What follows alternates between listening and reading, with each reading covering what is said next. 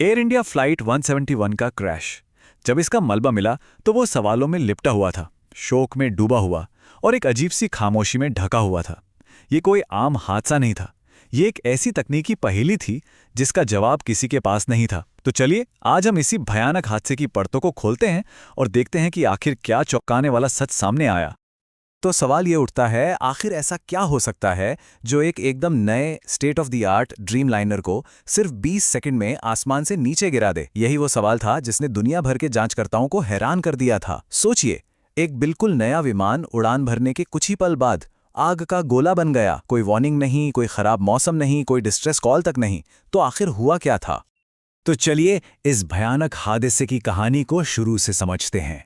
एक बिल्कुल नया अत्याधुनिक विमान जिसमें 200 से ज्यादा लोग सवार थे, वो टेक ऑफ के कुछ ही पलों बाद क्रैश हो गया और वजह किसी को समझ नहीं आ रही थी। जब जांचकर्ताओं ने शुरुआती सबूतों को देखा तो वो बस हैरान रह गए। सब कुछ बिल्कुल नॉर्मल था। मौसम एकदम साफ, विमान वो तो बिल्कुल नया और अत्याधुनिक था और पायलट की तरफ से कोई डिस्ट्रेस कॉल भी नहीं आई थी। तो शुरू में अंदाजे लगाए गए, क्या ये कोई साबोताज था या आतंकवाद या फिर इंजन में कोई बहुत बड़ी खराबी आ गई। लेकिन कोई भी सबूत इन थ्योरी से मेल नहीं खा रहा था। तो फिर जवाब मिला कहाँ? जवाब मिला मलबे के ढेर में। एक चमकीले नारंगी रंग का सिलेंडर जिसे हम फ्लाइट डेटा रिकॉर्डर या ब्लैक बॉक्स कहते हैं। और किस्मत से ये अभी भी काम कर रहा था और इसमें कैद थे विमान के आखिरी कुछ पल। और जब उस ब्लैक बॉक्स का डेटा डिकोड हुआ तो एक बहुत ही भयानक कहानी सामने आई। जैसा कि इस टाइमलाइन पर हम देख सकते हैं, टेक ऑफ के बाद 15 सेकंड तक सब कुछ ठीक था। फिर अचानक कैप्टन की सीट जोर से पीछे की तरफ खिसक गई और एक अनजाने रिएक्शन में अपना बैलेंस बनाने के लिए पायलट ने थ्रस्ट लीवर्स को पकड़ लिया, जिससे अनजाने में ही दोनों इंजन बंद हो गए। वो विमान जो अभी अभी हवा में उठा था, सिर्फ 65 मीटर की ऊंचाई पर एक उड़ता हुआ ताबूत बन गया। और ये कोई हल्की फुल्की फिसलन नहीं थी। ये जो नंबर दिख रहा है ना, 30 सेंटीमीटर्स, ये बहुत जरूरी है। जरा सोचिए, 1 सेकंड से भी कम वक्त में आपकी कुर्सी लगभग 1 फुट पीछे खिसक जाए। ये इतना जोर का और अचानक हुआ झटका था कि किसी भी पायलट के लिए कंट्रोल बनाए रखना नामुमकिन था। मतलब ये एक ऐसा शॉक था जो किसी भी इंसान के रिएक्शन टाइम से कहीं ज्यादा तेज था। तो अब सवाल ये था कि आखिर सीट खिसकी क्यों? जब जांचकर्ताओं ने मलबे को बारीकी से छाना तो उन्हें जो जवाब मिला वो जितना छोटा था उतना ही डरावना भी था। इस पूरी तबाही की वजह एक बहुत ही छोटा और सस्ता सा पुर्जा था। ये सब कुछ हुआ एक टूटे हुए लॉकिंग पिन की वजह से। मेटल का एक छोटा सा टुकड़ा जिसकी कीमत शायद $20 से भी कम होगी। बस इसी पुर्जे ने 200 से ज्यादा लोगों की जान ले ली। ये सोचना भी कितना अजीब है ना, कि एक अरबों डॉलर के विमान को एक इतनी छोटी ना के बराबर चीज ने नीचे गिरा दिया। और कहानी यहीं खत्म नहीं होती, बल्कि और भी खराब होती जाती है। जांच में पता चला कि इसी पिन की मरम्मत क्रैश से ठीक 11 दिन पहले की गई थी। लेकिन मरम्मत के बाद ना तो कोई स्ट्रेस टेस्ट हुआ, ना ही कोई सेफ्टी जांच की गई।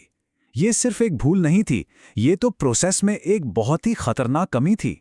मतलब पूरे कॉकपिट की सेफ्टी सिर्फ एक पिन के भरोसे थी और ड्रीमलाइनर के जो इतने एडवांस्ड बैकअप सिस्टम थे वो कभी एक्टिवेट ही नहीं हुए।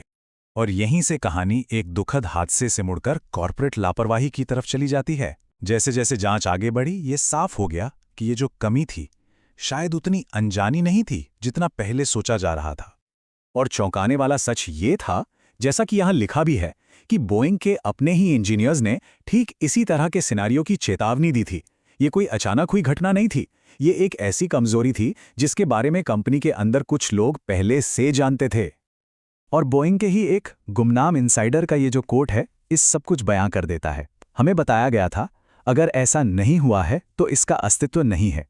अगर ऐसा होता है तो प्रार्थना करो कि यह पायलट की गलती हो। ये एक ऐसी कॉर्पोरेट संस्कृति की तरफ इशारा करता है जहां खतरों को ठीक करने के बजाय उनसे बचने को प्राथमिकता दी जाती थी। एक ऐसा कल्चर जहां पैसा बचाने और कंपनी की इमेज बचाने के लिए चेतावनियों को नजरअंदाज किया जाता था, इस उम्मीद में कि अगर कुछ गलत हुआ तो सारा इल्जाम पायलट पर डाल दिया जाएगा। और ये सिर्फ कही सुनी बातें नहीं थी, इसके बाकायदा डॉक्यूमेंट्स थे, जैसा कि ये टेबल दिखाती है। अंदरूनी इंजीनियर रिपोर्ट्स ने सीट लॉकिंग सिस्टम में फिसलन की चेतावनी दी, लेकिन उन पर कोई एक्शन नहीं लिया गया। क्रैश से 6 महीने पहले एक सीक्रेट मेमो में कॉकपिट हार्डवेयर की जांच की सिफारिश की गई, लेकिन उसे दबा दिया गया। और सबसे ज़्यादा चिंता की बात यह है कि एक इंटरनल डायरेक्शन में यह सुझाव दिया गया कि महंगी मरम्मत से बचने के लिए इन खामियों को पब्लिक में स्वीकार ही ना किया जाए। ये तो चेतावनियों को लगातार नज़रअंदाज करने का एक पैटर्न था। तो जब ये सारी जानकारी सामने आई तो जांचकर्ताओं को ये कंफर्म करना था कि क्या ये डिज़ाइन की खराबी सच में इतनी घातक थी, और इसका पता लगाने के लिए उन्होंने सिम्युलेटर का सहारा लिया। और सिम्युलेटर के जो नतीजे आए वो डरावने थे और हर बार एक जैसे थे। चलिए इन स्टेप्स को देखते हैं। जब उन्होंने फ्लाइट AI-171 वाले हालात को सिम्युलेटर में दोहराया तो हर एक टेस्ट पायलट, चाहे वो कितना भी अनुभवी क्यों ना हो, उसने अनजाने में ही थ्रॉटल को पकड़ लिया। सिर्फ 1.2 सेकंड के अंदर इंजन बंद हो गए और 4.5 सेकंड के अंदर सिम्युलेशन क्रैश हो गया, हर बार बिना किसी एक्सेप्शन के। तो इसका मतलब क्या है? मतलब बहुत साफ है। जैसा कि यहां लिखा है, ये मानवीय भूल नहीं थी, ये मानवीय प्रतिक्रिया थी। ये हादसा पायलट की गलती से नहीं हुआ, ये एक नेचुरल इंसानी रिएक्शन की वजह से हुआ। विमान का डिजाइन इस तरह के एक स्वाभाविक रिएक्शन को झेलने में नाकाम रहा और इसी वजह से ये एक ऐसी गलती बन गई जिससे कोई भी पायलट बच नहीं सकता था।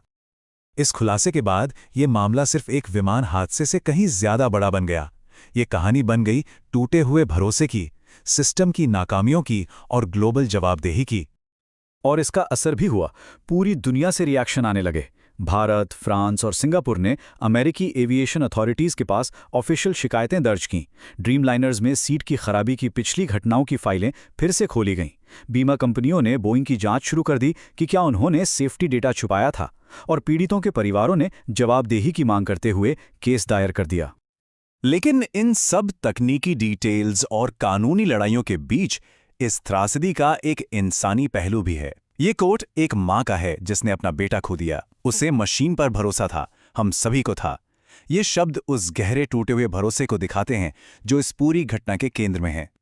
और आखिर में एयरपोर्ट के पास जो मेमोरियल बना है, उस पर लगी पट्टी का ही आखिरी फैसला सुनाती है। वो पायलट को दोष नहीं देती, वो मौसम को दोष नहीं देती, वो सीधे तौर पर उस सिस्टम की चुप्पी की ओर इशारा करती है जिसकी वजह से ये त्रासदी हुई। एक ऐसी खामी जिसके बारे में चेतावनी दी गई थी लेकिन जिसे अनसुना कर दिया गया। और ये सब हमें एक आखिरी परेशान करने वाले सवाल पर लाकर छोड़ देता है। जब एक चेतावनी को नज़रअंदाज किया जाता है और जानें चली जाती हैं, तो क्या ये सिर्फ एक दुखद हादसा है या ये कुछ और बन जाता है? ये एक ऐसा सवाल है जिसके बारे में हम सबको सोचना होगा।